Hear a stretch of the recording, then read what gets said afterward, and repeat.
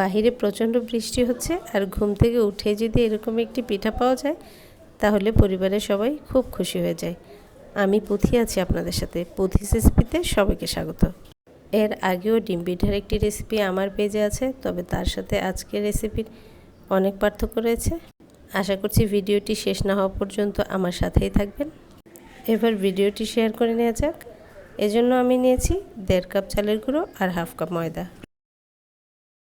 আমি যে চালের গুঁড়োটা ব্যবহার করছি এটা বাজারে কেনা শুকনো চালের গুঁড়ো। পোলার চালের গুঁড়াতে কিংবা আতপ চালের গুঁড়াতে যদি কিছুটা ময়দা ব্যবহার করা হয় তাহলে এই ডিম পিঠাটা অনেকটাই সফট হয়। আমি এখানে 240 গ্রামের কাপ দিয়ে মেপে 1.5 কাপ নিয়েছি চালের গুঁড়ো আর 1/2 কাপ নিয়েছি ময়দা। এই রেশিওটা একটু মনে রাখবেন।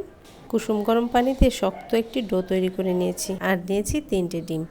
এই ডিমগুলোকে এখন আমি শক্ত এই ডোটার উপরে দিয়ে দিব। এবার সামান্য একটুখানি মেখে নিয়েই এই চালের গুঁড়ো আর ডিম আমি দিয়ে দিব একটি ব্লেন্ডারে। 1 মিনিটের মতো ব্লেন্ড করে নিব। আপনারা এই কাজটি হাত দিয়েও করতে পারেন, তবে আমার মনে হয় যেহেতু শুকনো চালের গুঁড়ো সেহেতু 1 মিনিট ব্লেন্ড করে নেওয়াই ভালো। ব্লেন্ড করার পর এরকম একটি আঠালো একটি ব্যাটার তৈরি হয়েছে। এবার এই ব্যাটারের মধ্যে দিয়ে দিব কাঁচামরিচ কুচি, ধনেপাতা কুচি, পেঁয়াজ কুচি। কাঁচামরিচ, পেঁয়াজ কুচি, ধনেপাতা কুচি যত বেশি দিবেন পিঠাটা খেতে তত বেশি টেস্ট হবে। এবার পরিমাণ মতো লবণ দিয়ে সব কিছু মেখে নিচ্ছি এবং ব্যাটারের মধ্যে দিয়ে দিচ্ছি। আগের দিনে যখন আমার মা দাদি এই ডিম পিঠা বানাতেন তখন দেশি ডিম দিয়ে বানাতেন, কালারটা এমনিতেই হলুদ হয়ে যেত। এখন তো বাজারে কেনা ডিম কেমন যেন একটু সাদাটে থাকে, তাই পিঠার কালারটা ঠিক আসতে চায় না। এজন্য কালারটা সুন্দর করার জন্য দিচ্ছি এখানে সামান্য পরিমাণ হলুদ গুঁড়ো। এই হলুদ গুঁড়োটা দিয়ে আরেকটু ভালো করে সব কিছু মিশিয়ে নিব।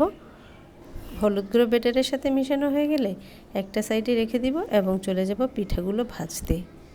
পিঠা বানানোর জন্য আমি একটি লোহার কড়াই নিয়েছি এবং এই কড়াইতে তেল ভালো করে গরম করে দিয়ে দিলাম পিঠার ব্যাটার। পিঠা বানানোর সময় আমি সবসময় 2-3টে করে পিঠা একসাথে দিই, এতে করে পিঠাটা বানানো খুব তাড়াতাড়ি হয়ে যায় এবং যারা পিঠা খাওয়ার জন্য অপেক্ষা করে থাকে তাদেরও খুব বেশি সময় পর্যন্ত অপেক্ষা করতে হয় না। আর আমি যেহেতু গ্যাস সিলিন্ডার ব্যবহার করি আমার গ্যাসেরও সাশ্রয় হয়। কথা বলতে বলতে পিঠার মধ্যে প্রায় কালার চলে এসেছে, দেখেই বোঝা যাচ্ছে পিঠাগুলো হয়ে গেছে। এবার পিঠাগুলোকে নামিয়ে নিচ্ছি। এই পিঠাগুলো যে কতটা নরম হয়েছে তা দেখলেই বুঝতে পারবেন। আমি একটি পিঠা ভেঙে আপনাদেরকে দেখাচ্ছি। আমার আজকের রেসিপি যাদের যাদের ভালো লেগেছে তাদের সবাইকে অনেক অনেক ধন্যবাদ। আবার ফিরে না আসা পর্যন্ত সবাই অনেক বেশি ভালো থাকবেন। আল্লাহ হাফেজ।